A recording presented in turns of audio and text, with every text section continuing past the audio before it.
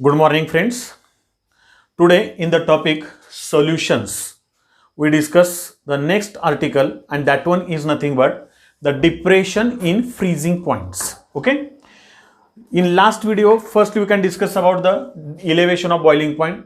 Actually, you know very well, in this topic there are the two parts. Number first one is the solution, and second one is nothing but the qualitative properties. Okay. For our syllabus, there are total 4 qualitative properties, you know very well. Number first one, and that one is nothing but the lowering of vapor pressure. Delta P is equal to काय येतं, तर that one is nothing but the P10 minus P. That is nothing but it is the difference between the vapor pressure of pure solvent and vapor pressure of a solution. म्हणजे एक गोष्ट लक्षात ठेवायची इथून पुढे कधी की जर समजून चला फॉर एक्झाम्पल आपण प्युअर सॉल्व्हंटचं वेपर प्रेशर घेतलं तर ते जास्तीच असणार आहे, सगळं सांगून झालेलं आहे. आणि त्याच्यामध्ये जर आपण सोल्यूट ऍड केला तर सोल्युशन होईल, आणि सोल्युशन जेवढं असेल तयार होईल का नाही तसं तसं त्याचं वेपर प्रेशर काय होणार आहे, कमी कमी होत जाणार आहे. कारण सरफेसचे मोलिक्युल सॉल्व्हंटचे कमी होणार, मग आपल्याला rate of vaporization is equal to rate of condensation सगळं झालेलं आहे. बरोबर आहे. सेकंड क्वालिटेटिव्ह प्रॉपर्टी आपण कोणती घेतली तर that one is nothing but the elevation of boiling point. ठीक आहे. इलेव्हेशन ऑफ बॉइलिंग पॉइंट घेताना आपण काय घेतलं तर सॉल्व्हंटचा बॉइलिंग पॉइंट आणि सोल्युशनचा बॉइलिंग पॉइंट. एक्झाम्पल तुम्हाला मी चहा बनवण्याचं दिलं होतं, आठवत असेल तर बघा. साधं एक्झाम्पल आहे, नुसतं पाणी घेतलं तर 100 डिग्री सेल्सिअसला बॉईल होतं, पण त्याच्यामध्ये जर का तुम्ही शुगर टाकलं किंवा समजा चहा पावडर टाकली म्हणजे सोल्युशन झालं तर मग थोडासा वेळ लागतो. याचा अर्थ आपण समजून घ्यायचा की सोल्युशनचा बॉइलिंग पॉइंट हा जास्त असणार आहे, सॉल्व्हंटचा बॉइलिंग पॉइंट हा कमी असणार आहे. म्हणजे सोल्युशनच्या बॉइलिंग पॉइंटसाठी नोटेशन TB आणि सॉल्व्हंटच्या बॉइलिंग पॉइंटसाठी नोटेशन T0B. म्हणजे what is the elevation of boiling point. Elevate होणे म्हणजे वाढणे, त्या शब्दातच आहे, लक्षात घ्या. Elevation of boiling point. Lowering of vapour pressure म्हणजे सॉल्व्हंट पेक्षा सोल्युशनचं लोअरिंग कमी असणार आहे. सॉल्व्हंटला डोळ्यापुढे ठेवायचं, लक्ष देताय का बघा. तसंच elevation of boiling point solvent त्याच्यापेक्षा इलेव्हेशन सोल्युशनचा बॉइलिंग पॉइंट जास्त असणार आहे. तसंच डिप्रेशन इन फ्रीजिंग पॉइंट म्हणजे सोल्युशनचा जो फ्रीजिंग पॉइंट आहे, डिप्रेशन होणे म्हणजे खाली येणे, म्हणजे सोल्युशनचा फ्रीजिंग पॉइंट कमी असणार आहे. आलं लक्षात. म्हणजे आता तिसरी प्रॉपर्टी आपण घेणार आहे, and that one is nothing but the depression in freezing point. And you know very well that is the T0F minus TF. This is nothing but the difference between the freezing point of a solvent, pure solvent, and freezing point of a solution. हे आपण discuss करणार आहे, काळजी करू नका. Okay. आणि शेवटची qualitative property आपण घेणार आहे, and that one is nothing but the osmotic pressure. ठीक आहे. So see one by one. आता याच्यातल्या आपल्या पहिल्या ह्या 2 प्रॉपर्टीज काय झालेल्या आहेत एक्सप्लेन करून झालेले आहेत. That is the lowering of vapour pressure, Raoult's law वगैरे झालंय. Number next one elevation of boiling point, ते पण मी रेफरन्सला इथं लिहिलेलं आहे. आता नंबर थर्ड आपल्याला घ्यायचे आहे, and that one is nothing but the depression in freezing points. Okay. So see first one. सुरुवातीला जरा याची आपण रिव्हिजन पटकन करूया. You know very well what is the elevation of boiling point. The elevation of boiling point is nothing but the boiling point of a solution is always greater than that of the boiling point of a pure solvent. And you know very well, as the concentration increases, at that time boiling point goes on increases. म्हणजे इथं आपण घेतलं होतं, आठवत असेल तर बघा. समजून चला for example this one it is the atmospheric pressure. Okay. This one it is the atmospheric pressure, that is nothing but the 1 atmosphere we can consider here. And you know very well the definition of boiling point. Boiling point is a temperature at which the vapor pressure of a solution is equal to atmospheric pressure. बरोबर आहे. आता इथं आपण पहिला जो इथला हा जो ग्राफ काढलेला आहे का नाही, हा मी म्हणताना सोल्युशन म्हटलं, पण आपल्या माहितीसाठी इथं घेऊया, हा पहिल्यांदा आपण सॉल्व्हंट घेतलेला आहे, लक्षात घ्या. सॉल्व्हंट मध्ये जर का मी थोडासा सोल्यूट ऍड केला तर इथं तयार झालं सोल्युशन, म्हणजे साहजिकच इथं त्याचं व्हेपर प्रेशर कमी झालं, कारण सॉल्व्हंटचं व्हेपर प्रेशर इथं येईल, सोल्युशनचं व्हेपर प्रेशर वाढवणं इथं येईल. लक्षात आलं का बघा. ओके. आता मी ते काय ग्राफ एका ग्राफमध्ये सगळं काढत बसत नाही. आणखीन थोडा सोल्यूट ऍड केला तर थोडं कॉन्सन्ट्रेटेड सोल्युशन झालं, म्हणजे हा त्याचा झाला डेल्टा P. लक्षात घ्या, हा डेल्टा P आहे. बरोबर. म्हणजे काय होणार आहे तर P10 बरोबर आहे, लक्षात येत आहे का बघा, मायनस P. आलं का लक्षात. Delta P lowering of vapour pressure. म्हणजे when you can consider here at the concentration of solution increases at that time the lowering of vapour pressure. शब्द व्यवस्थित आहे का. Lowering of vapour pressure is also increases. बरोबर आहे. म्हणजे delta P ची value काय होते, वाढते. इथपर्यंत आहे क्लिअर. मग बॉइलिंग पॉइंटला आपण काय केलं, आता सुरुवातीला सॉल्व्हंट आहे. As the temperature increases vapour pressure of that increases. सॉल्व्हंटचं वेपर प्रेशर वाढलं. सॉल्व्हंटचं वेपर प्रेशर ज्या वेळेस ऍटमॉस्फिअरिक प्रेशरला इक्वलला आलं ते जे टेम्परेचर आहे त्याला तुम्ही म्हटलं boiling point of a pure solvent T0B. लक्ष देत आहे का बघा. आता त्याच्यानंतर तुम्ही त्यात काय केलं, सोल्यूट ऍड केला, वेपर प्रेशर कमी झालं. त्या सोल्युशनचं टेम्परेचर जसं जसं वाढवाल तसं तसं त्याचं वेपर प्रेशर वाढत गेलं. And at this point the atmospheric pressure and vapour pressure of solution becomes equal and therefore this one it is the boiling point of that solution which can be indicated as the TB. म्हणजे TB मोठा आहे, T0B लहान आहे आणि म्हणून आपण इथं काय घेतलं, TB minus T0B, that one is nothing but there is the elevation of boiling point. This is called as the delta TB. बरोबर आहे. म्हणजे किती बॉइलिंग पॉइंट वाढला हे आपण घेतलं आणि मग आपण इलेव्हेशन ऑफ बॉइलिंग पॉइंट आपल्याला झालेला आहे बाळांनो. Delta TB is equal to TB minus T0B म्हणजे delta TB which can be proportional to the concentration. And when you can consider for the qualitative properties you must take the molality of a solution. Okay, because the molality it is temperature independent quantity. परत एकदा आठवण करून देतो, दोन temperature independent quantity आहेत. Number first one is the mole fraction and second one is the molality. लक्षात घ्या. Number next one molarity घेतलं, नॉर्मॅलिटी घेतलं, टेम्परेचर डिपेंडंट कारण खाली व्हॉल्यूम आहे त्याचा. आलं लक्षात. आता इथं घ्या, delta TB is proportional to molality small m म्हणून delta TB is equal to KB into काय आलं, मोलॅलिटी. आता KB इंटू मोलॅलिटी घेतलं तर what is the KB, it is the proportional constant या you can see it is called the ebullioscopic constant. बरोबर आहे. आणि हा इबिलोस्कोपिक कॉन्स्टंट जो KB आहे त्याचं युनिट आपल्याला झालेलं आहे, it is nothing but the kelvin kilogram per mole. आणि आठवण करून देतो, कधी लक्षात ठेवायचं काही व्हॅल्यूज आपल्या पाठच पाहिजेत. समजून चला, for example KB for water that is nothing but the ebuloscopic constant for water it is equal to 0.53 Kelvin kilogram per mole. लक्षात येतंय का बघा. 0.53 काही पुस्तकांमध्ये 0.52 दिलेला आहे. म्हणजे काही वेळा MCQ असे पण येतात की सगळ्या व्हॅल्यूज दिल्या जातात आणि शेवटी विचारलं जातं what is the elevation boiling point constant for water किंवा what is the calculate the ebullioscopic constant for water. तर काय डोकं चालवायची गरज नाही. 0.53 च्या आसपास असेल ना that will be correct answer. Calculation करायची पण गरज पडत नाही, पण आपल्याला तेवढं प्रॅक्टिस पाहिजे. ओके, आता हे जे आपण इथपर्यंत घेतलं लक्षात घ्या. आता याच्यामध्ये केबीची डेफिनेशन पण आपण केलेली आहे, आठवत असेल तर बघा. जर मोलॅलिटी इज इक्वल टू 1 घेतलं तर delta TB is equal to KB येतं. याचा अर्थ काय, KB फॉर वॉटर म्हणजे काय, तर ebullioscopic constant is defined as elevation of boiling point when molality of solution is 1. तुम्ही 1 मोलल सोल्युशन बनवलं तर त्यावेळेस जो काय समजून चाला इलेव्हेशन ऑफ बॉइलिंग पॉइंट असेल त्याला त्याचा KB म्हणायचं. याचा अर्थ आपण वॉटरमध्ये जर 1 मोलल सोल्युशन बनवलं, for example 1 molal sugar solution, 1 molal urea solution, 1 molal glucose solution. लक्षात येत आहे का बघा. 3 गोष्टी सांगितल्यात, शुगर, ग्लुकोज आणि युरिया. हे 3च ठेवा कारण ते नॉन इलेक्ट्रोलाइट आहेत. त्यांचा एका मोलिक्युल पासून एकच पार्टिकल आपल्याला मिळतो. लक्षात येत आहे का बघा. म्हणजे याचा अर्थ एक लक्षात घ्यायचं, कारण qualitative property the property depends on number of solute particle. नंतर आपण घेऊ आणखीन ते. ओके, मग जर 1 मोलल सोल्युशन बनवलं ना तर वॉटरचा बॉइलिंग पॉइंट कितीनं वाढतो, तर 0.53 केल्विन किंवा 0.53 डिग्री सेल्सिअसनं वाढतो. लक्षात घ्या. आता उदाहरणार्थ समजून चला मी वॉटरचा बॉइलिंग पॉइंट घेतला, किती आहे, तर इट इज द 373 केल्विन. बरोबर आहे, हे आपल्याला माहिती आहे किंवा आपण अगदी परफेक्ट घेऊया क्वालिटेटिव्ह प्रॉपर्टीला 373.15 kelvin. Okay, this one it is the water boiling point of water. इथपर्यंत आयडिया क्लिअर. म्हणजे हा कुणाचा आला, तर आपल्या सॉल्व्हंटचा आला. लक्षात घ्या. बरोबर. आता याच्यामध्ये जर का मी काय केलं, 1 मोलल शुगर सोल्युशन बनवलं किंवा 1 मोलल युरिया बनवलं. लक्षात येतंय का बघा. तर मग त्याचा 1 मोलल, आता समजून चला मी शुगर सोल्युशन बनवणार, म्हणजे किती बनवणार, तर शुगरचं मोलार मास मला माहिती आहे 342 ग्रॅम शुगर. बरोबर, added to 1 kilogram water. At that time what happens here, there is the formation of 1 molal of sugar solution. म्हणजे मी 1 किलोग्रॅम पाणी घेतलं, 1 लिटर, कारण पाण्याची density 1 gram per cubic centimetre आहे.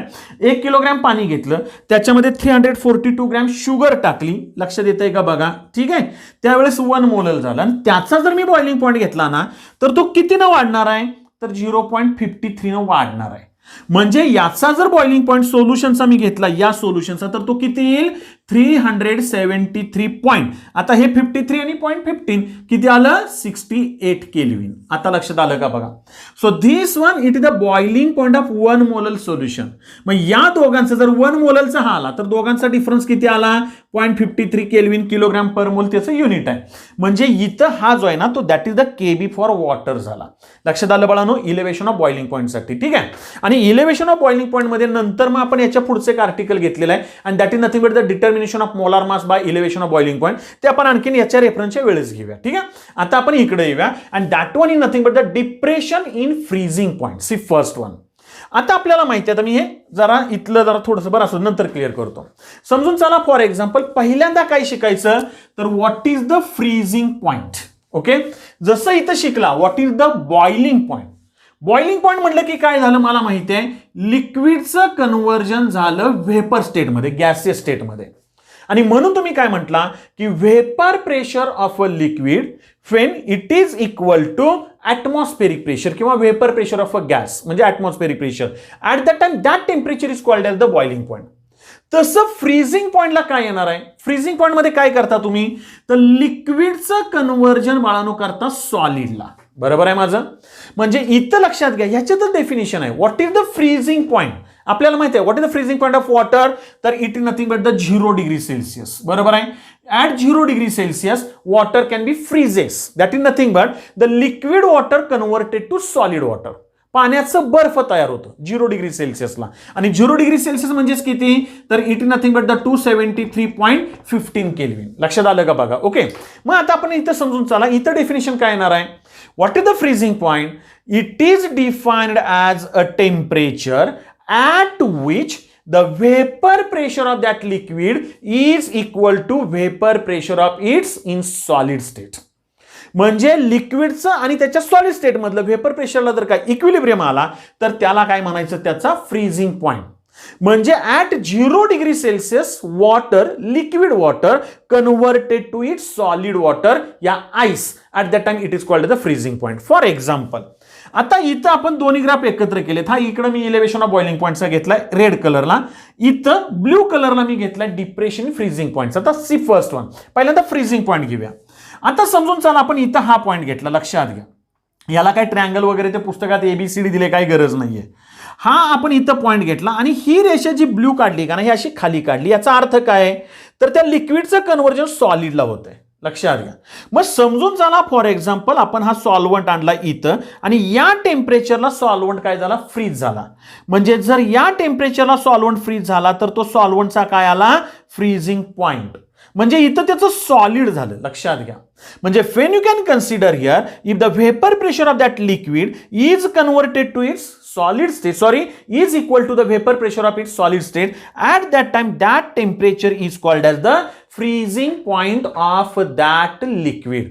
म्हणजे इथं आला T0F म्हणजे इथं 0 डिग्री सेल्सिअस असणार आहे. आता लक्ष देताय का बघा बाळांनो. बरोबर. आता नंतर आपल्याला डिप्रेशन इन फ्रीजिंग पॉइंट. आता मग एक साधं सिंपल कॅल्क्युलेशन आहे.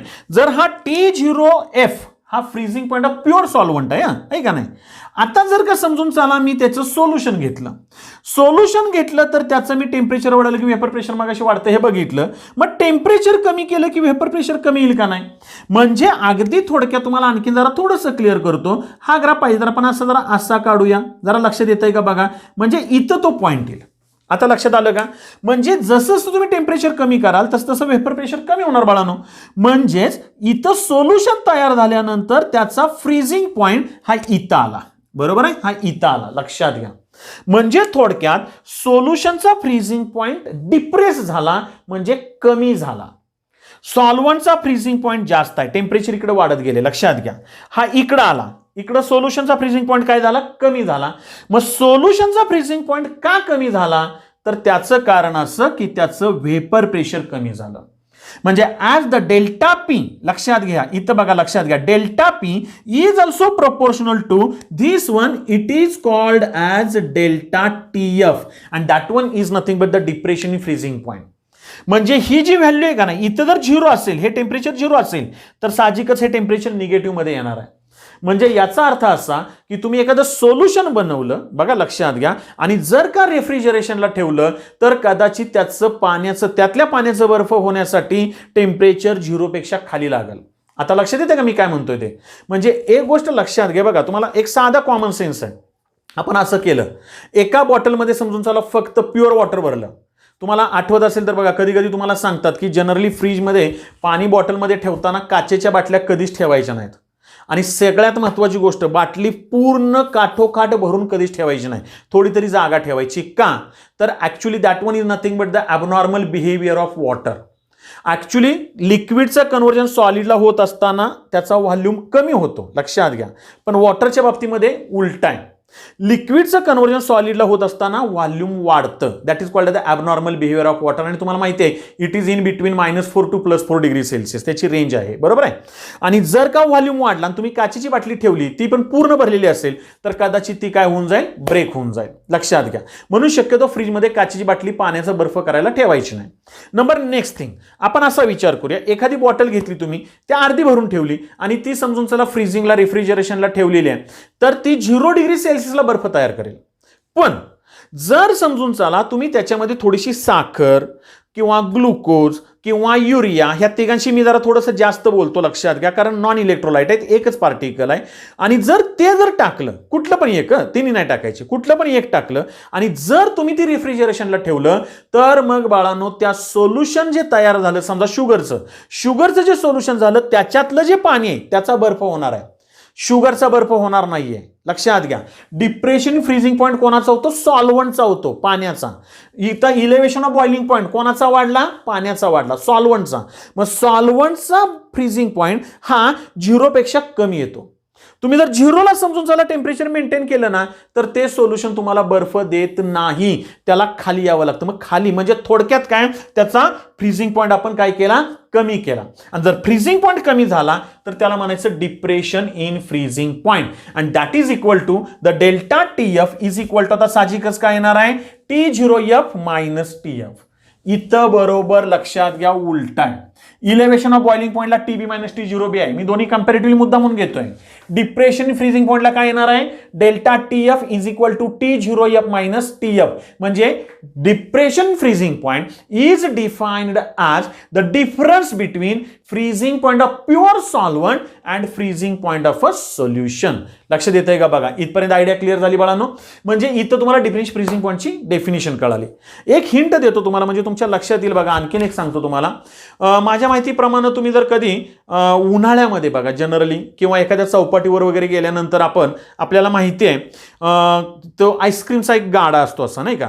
आणि त्या आईस्क्रीमच्या गाड्यामध्ये तुम्ही ऑब्झर्व केलंय का? बघा असे मोठे मोठे का नाही पत्रेचे असे ते कॅन असतात, त्यांचे ते आईस्क्रीम साठवलेलं, आणि त्या कॅनच्या बाजूला बर्फ टाकलेला असतो, लक्षात घ्या. एक इमेजिन करा, कधी कधी आपल्या गावामध्ये नाही का एखादा आईस्क्रीमवाला असा भर उन्हामध्ये येत असतो, आईस्क्रीम घ्या असं म्हणत. पण एवढं बाहेर ऊन असतं तरी पण त्याचं आईस्क्रीम थंड असतं, लक्षात घ्या. का? तर त्यानं त्याच्या बाजूला तो जो आईस्क्रीम ज्या ह्याच्यामध्ये कंटेनरमध्ये ठेवलेला आहे त्याच्या बाजूला त्यानं काय टाकलं असतं? बर्फ. पण तुम्ही कधी ऑब्झर्व केलंय का बघा की तो नुसतं बर्फ नाही टाकत, त्या बर्फावर तो सारखं काय टाकत असतो? मीठ टाकत असतो, बरोबर आहे. त्या बर्फावर मीठ टाकायचं कारण काय? तुम्ही जर का त्या माणसाला विचारलं तर तो सांग नाही ऐसा ही करते, वो क्या होता है उसका, वो जो बर्फ है वो पिघलता नहीं है, इसी काय, असं काय पण आपल्याला सांगेल तो त्याच्या भाषेमध्ये, लक्षात घ्या. पण ते जर का तुम्ही त्याला प्रॅक्टिकल माहित नाही, त्याला थिअरी माहिती आहे, लक्षात येतंय का? बघा सॉरी, थिअरी माहित नाही, त्याला प्रॅक्टिकल माहिती आहे. आपल्याला थिअरी माहिती असली पाहिजे. का तिथं बर्फ टाकलं? मीठ टाकलं, तर बर्फावर मीठ टाकल्यामुळं मला सांगा सोल्युशन तयार होईल, आणि जेवढं मीठ तुम्ही जास्त टाकाल तेवढा त्याचा फ्रीजिंग पॉईंट कमी होत जाईल. म्हणजे याचा अर्थ असा, एक गोष्ट लक्षात घ्या की फ्रीजिंग पॉईंट सोल्युशनचा कमी आहे, म्हणून इथं काय आलं? T0F minus TF. हा पहिला पॉईंट क्लिअर. आता इथं आपण फसतो बरं का, जरा थोडंसं लक्षात घ्या. तुम्हाला मी एका वाक्यात सांगतो बाळांनो, मी जर बर्फावर मीठ टाकलं, जरा थोडं लक्षात घ्या, एक गंमत म्हणून बोलतोय, तर तो बर्फ वितळेल का आणखीन, म्हणजे काय म्हणून आपण त्याला ही होऊन जाईल, असं सॉलिड स्टेटमध्ये होऊन जाईल. तर बर्फावर जर तुम्ही मीठ टाकलं का नाही तर तो बर्फ वितळतो, लक्षात घ्या. म्हणजे ऍक्च्युली तो जो आईस्क्रीमचा गाडेवाला जो असतो का नाही, तो त्याच्यावर मीठ टाकून ते बर्फ तो वितळतो. मग तुम्ही म्हणाल की सर बर्फ जर वितळलं तर मग मात्र काय होणार, तर ते काय होणार, टेम्परेचर वाढणार नाही. मिठामुळं त्याचं जरी पाणी झालं तर त्याचा फ्रीजिंग पॉईंट खाली गेला. फ्रीजिंग पॉईंट खाली गेला म्हणजे टेम्परेचर 0 पेक्षा खाली गेलं बाळांनो, लक्षात घ्या. म्हणजे हे आपल्या डोक्यात आलं पाहिजे. NaCl आहे ते, आलं का लक्षात. त्याचा रेफरन्स आणखीन आपण पुढे घेणार आहे. आणखीन एक एक्झाम्पल तुम्हाला देतो. म्हणजे मग हे पुढं कसं आहे माहिती आहे का, प्रॅक्टिकली विचार करा केमिस्ट्री. तुम्हाला मी खरं सांगतो, कधी कधी तुम्ही थंडीच्या दिवसामध्ये टीव्हीवर जर का न्यूज बघितल्या तर तुमच्या लक्षात येईल. आपल्याला टीव्हीवर न्यूज येते कधी कधी, लेह लडाख मार्ग नाही का, तो महामार्ग आहे तो बर्फामुळे पूर्णपणे बंद झालेला आहे आणि 2-2, 3-3 दिवस गाड्या तशाच उभ्या असतात. काश्मीरमध्ये थंडीच्या दिवसामध्ये तर रस्त्यावर बर्फ साठतं. मग ते बर्फ जर का आपल्याला समजून चला काढायचं असेल तर आपण टीव्हीमध्ये बघतो कधी कधी JCB पण लावतात, इतकं ते बर्फ साठतं तो रोड मोकळा करण्यासाठी. पण असंही तुम्ही ऑब्झर्व केलंय का बघा, की जनरली जे रस्त्यावर बर्फ पडलंय का नाही त्याच्यावर कॅल्शियम क्लोराईड नावाचं केमिकल काय करतात, तर थोडंसं असं स्प्रे करतात, CaCl2. लक्षात येतंय. आता का करायचं असं, मग तुम्ही ऑब्झर्व केला असेल बघा, किंवा काही वेळेस पुस्तकात वाचलं तरी लक्षात येईल तुमच्या, की बाबांनो जर समजून चला फॉर एक्झाम्पल हेलिकॉप्टरमधनं वगैरे किंवा त्यांच्याकडे असणाऱ्या ॲपरेटसमधनं त्या बर्फावर जर का कॅल्शियम क्लोराईड जर का तुम्ही, किंवा NaCl पण करतात कधी कधी, सोल्युशन जर का ते असं समजा स्प्रे केलं तर तो जो बर्फ आहे का नाही तो तेवढ्या ह्याच्यात खाली जाणार, फ्रीजिंग पॉईंट खाली जाणार. म्हणजे समजा मी असं म्हणतोय तिथं 0 डिग्री सेल्सिअस टेम्परेचर आहे, सगळं बर्फ आहे, आणि जर का मी कॅल्शियम क्लोराईड टाकलं तर त्याचा फ्रीजिंग पॉईंट खाली गेला, म्हणजे त्याचं सोल्युशन झालं की तो इझिली आपल्याला बाजूला करता येईल. म्हणजे ही 2 एक्झाम्पल्स लक्षात ठेवा. That one is nothing but the depression in freezing point. Okay, आता डिप्रेशन इन फ्रीजिंग पॉईंट झाल्यानंतर आपल्याला त्याच्या पुढे घ्यायचं सी फर्स्ट वन. आता इथं बघा, delta TF is equal to T0F minus TF. Definition लक्षात आली, ठीक आहे. आता delta TF that is the depression in freezing point is also proportional to molality. का मोलॅलिटी आलं, तर जेवढा डेल्टा TF वाढणार आहे, इथं एवढा आहे समजून चला, मी इथं घेतला तर आणखीन मोठा झाला असता. लक्षात येतंय का बघा, म्हणजे जेवढा डेल्टा TF वाढणार तेवढं कॉन्सन्ट्रेशन सोल्युशनचं वाढत जाणार आहे. आणि क्वालिटेटिव्ह प्रॉपर्टीला कोणतं कॉन्सन्ट्रेशन घ्यायचं, molality. That one is nothing but you can also say here the delta TF is in directly proportional to delta P also. That is nothing but the lowering of vapour pressure. या delta TF is directly proportional to molality. आता हे जर equation आलं तर इथं संपलं का, delta TF that is the depression freezing point is equal to काय येईल, कॉन्स्टंट KF इंटू काय आलं, molality. And that KF is called as depression in freezing point constant या freezing point depression constant या it is called as cryoscopic constant. हे 2 word आहेत का नाही, लक्षातच ठेवा बाळांनो. जिथं हीट असते, हीट टेम्परेचर जास्त असतं तिथं इबिलोस्कोपी म्हणायचं, आणि जिथं थंडी असते, एकदम शांत थंडी असते, टेम्परेचर कमी, त्याला क्रायोस्कोपी म्हणायचं. लक्षात आलं. आणि क्रायोस्कोपी हे एक हे बरं का टेक्निक आहे, म्हणजे आपण काय म्हणतो क्रायोस्कोपीने पण ऑपरेशन्स केली जातात, आपण नंतर बोलू त्याच्याबद्दल. मग KF इज इक्वल टू काय आलं, क्रायोस्कोपिक कॉन्स्टंट. आता या KF ची मला काय करायची, डेफिनेशन. काय डेफिनेशन करणार, जर का मी मोलॅलिटी 1 घेतली तर delta TF is equal to KF आलं. जर delta TF is equal to KF आलं तर मी काय डेफिनेशन करणार, the cryoscopic constant is defined as depression in freezing point when molality of a solution is 1. म्हणजेच मी परत इकडे येतो. आता जरा लक्षात घ्या, मी मागाशी याचा बॉइलिंग पॉइंट इलेव्हेशन कॉन्स्टंट घेतला वॉटरचा. आता मी असं केलं की समजा जर मी KF फॉर वॉटर घेतला, बरोबर आहे, तर तो किती येईल, तर सी फर्स्ट वन. मला माहिती आहे वॉटरचा फ्रीजिंग पॉइंट किती आहे, तर 0 डिग्री सेल्सिअस आहे. 0 डिग्री सेल्सिअस म्हणजेच किती, तर it is nothing but the 273.15 kelvin आला, बरोबर. आता जर समजून चला फॉर एक्झाम्पल त्याच्यामध्ये मी 1 मोलचं सोल्युशन बनवलं. कसं, तर 342 ग्रॅम शुगर घेतली 1 मोल, 1 किलोग्रॅम पाणी घेतलं, 1 मोल ऑफ शुगर सोल्युशन झालं, आणि ते जर मी फ्रीजिंगला ठेवलं ना बाळांनो, तर एक गोष्ट लक्षात घ्या, that is nothing but the KF. बरोबर आहे माझं, 1 मोलला तो किती येतो, it is equal to 1.86 kelvin kilogram per mole. लक्षात घ्या 1.86, म्हणजे 1 मोल शुगर सोल्युशन बनवलं ना तर त्याचा डिप्रेशन फ्रीजिंग पॉइंट 1.86 म्हणजे किती आला, तर इथं जर 0 डिग्री सेल्सिअस असेल तर हा झाला -1 86 डिग्री सेल्सिअस मायनस, लक्षात घ्या. म्हणजे याच्यामधून तुम्हाला 1.86 काय करावं लागेल तर मायनस करावं लागेल. लक्षात येत आहे का बघा. आणि जर याच्यातून आपण 1.86 मायनस केलं, मायनस करायचं आहे आपल्याला, तर इथं किती येईल 9, त्याच्यानंतर इथं 1 आला, इथं 2, त्याच्यानंतर इथं 1 आला, इथं 1 7 आणि हा 271.29 हा असणार त्याचा freezing point for 1 molar sugar solution. हा तुम्हाला मी एक चार्ट नंतर देतो, काळजी करू नका. पण डिप्रेशन फ्रीजिंग पॉइंट म्हणजे काय, त्याची डेफिनिशन आणि त्याचं इथं क्रायोस्कोपिक कॉन्स्टंट युनिट तर तेच येणार आहे बाळांनो. केएफ इज इक्वल टू काय असणार आहे तर केल्विन, युनिट आपण घेतलं त्याचं केल्विन किलोग्राम पर मोल. जे केबीला युनिट आहे तेच केएफला येणार आहे, काही चेंज नाही त्याच्यामध्ये. म्हणजे इथं हा ग्राफ पहिल्यांदा समजून घ्या. हा इकडं मी दोन्ही ग्राफ एकत्र केलेत बरं का, दोन्हीही मी ग्राफ एकत्र केलेत. इकडे इलेव्हेशन ऑफ बॉइलिंग पॉइंट आहे आणि इकडे डिप्रेशन इन फ्रीजिंग पॉइंट आहे. इथपर्यंत आयडिया क्लिअर. आता याच्यानंतर मग नेक्स्ट आर्टिकल आपल्याला घ्यायचं आहे and that is also important article and that is the determination of molar mass of a solute from depression in freezing point. Okay, आता आपल्याला molar mass of solute calculate करायचं आहे. See first one, molar mass of solute म्हणजे आपण काय calculate करणार M2. आता मी boiling पॉइंटचं पण घेतो, मी रिपीट करतोय, लक्षात घ्या. मला माहिती आहे काय माझ्याजवळ व्हॅल्यू आहे तर delta TB is equal to KB into काय मोलॅलिटी. बरोबर. आता पटपट घेतो, झालंय आपलं. म्हणजे इथं delta TB is equal to KB into molality म्हणजे काय number of moles present in 1 kilogram of a solvent. W1 1 kilogram. बरोबर आहे, लक्षात येतंय का बघा. That is the weight of a solvent.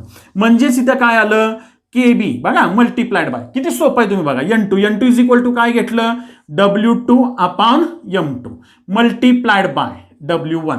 बरोबर. आता हे जे घेतो आपण, समजा हे ग्रॅम मध्ये असेल तर हे पण ग्रॅम मध्ये येईल, पण म्हणताना आपण काय म्हणतो kilogram per kilogram of a solvent.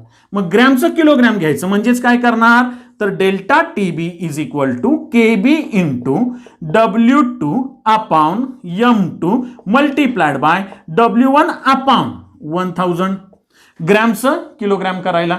म्हणजेच हा फॉर्म्युला काय आला व्यवस्थित बघा, delta TB is equal to KB okay into, पाहिजे तर आपण असं घेऊया W2 अपॉन M2, हा W1 मी इकडं घेतला मल्टीप्लाइड बाय 1000. हा काय झाला तुमचा तर determination of molar mass of solute. म्हणजे M2 इज इक्वल टू पाहिजे. मग M2 इज इक्वल टू काय फॉर्म्युला आला तर M2 इज इक्वल टू, आता हा इकडे घ्या हा इकडे घ्या, म्हणजे मी परत रिअरेंज करतो W2 upon W1 multiplied by W2 upon W1 multiplied by हे घेतो आता इथं हा KB upon delta TB multiplied by 1000.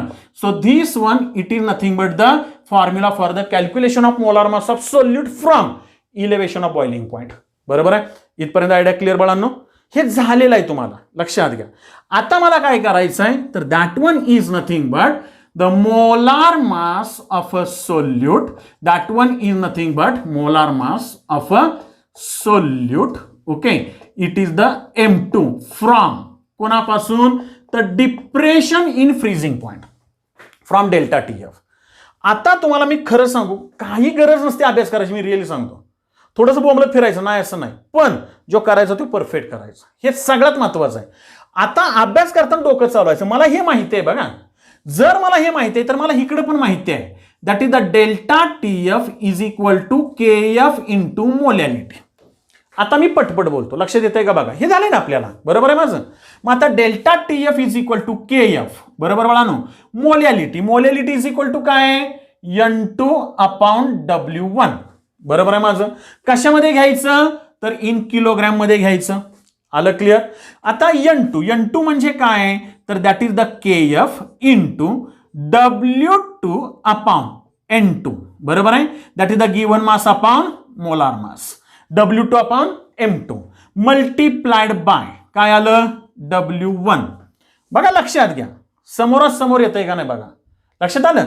म्हणजेच आता हा डेल्टा TF झाला. मग delta TF is equal to, आता मी इथं येतो हे बघा KF बरोबर मल्टीप्लाइड बाय काय घेतलं W2 अपॉन M2, बरोबर. इकडं पाहिजे तर आपण इथंच ऍडजस्ट करूया मल्टीप्लाइड बाय W1 अपॉन 1000. का 1000 घेतलं तर इकडं देताना ग्रॅम मध्ये देतात, त्याचं किलोग्रॅम करायचं आहे. आलं तेच. बरोबर. म्हणजे समजून चला for example delta T F is equal to काय फॉर्म्युला आला, ऍडजस्ट करूया आपण आता इथं, के एफ अपॉन हा इकडे घेतला W1, मी इकडे जसं लिहिलंय तसंच इकडे लिहितोय, multiplied by W2 upon M2 multiplied bye 1000. काय फरक आहे रे बाळांनो, बघा ना जरा. डेल्टा टीबी च्या ऐवजी लेखा डेल्टा टीएफ आणि केबी च्या ऐवजी केएफ. कारण का, जरी इलेव्हेशन आणि डिप्रेशन फ्रीजिंग पॉईंट असलं आणि इलेव्हेशन ऑफ बॉइलिंग पॉईंट असलं तरी इक्वेशन तर तेच येतंय. आता M2 घ्या, काय M2 चा फॉर्म्युला येईल इथं, M2 इज इक्वल टू हा इकडे गेला हा इथं येईल, याला ऍडजस्ट करूया, म्हणजे W2 upon W1 multiplied by KF, बघा लक्षात येतंय का, upon delta TF multiplied by 1000. So this one it is nothing but the formula for the calculation of molar mass of a solute from depression in freezing point. कधी लक्षात घ्या, तुमच्या माहितीसाठी सांगतो मी, इथं पण W2 अपॉन W1 घेतलंय, इथं पण मी W2 अपॉन W1 घेतलंय. बघा लक्षात घ्या, फॉर्म्युला पाठ करायला पण डोकं पाहिजे. KB अपॉन डेल्टा TB आहे, इथं मात्र KF अपॉन डेल्टा TF आहे. मल्टीप्लाइड बाय 1000 का आलं, तर ते आपण किलोग्रामचं हे केलं म्हणून. आता लक्षात येत आहे, म्हणजे इथं तुमचं हे थर्ड क्वालिटेटिव्ह प्रॉपर्टी संपली, and that one is nothing but the depression in freezing point. आणि याच्यानंतर मग आपण फोर्थ क्वालिटेटिव्ह प्रॉपर्टी घेऊ आणि याची न्यूमेरिकल्स वगैरे नंतर घेऊया आपण. ओके, लक्षात आलं असेल अशी अपेक्षा आहे. Thank you very much.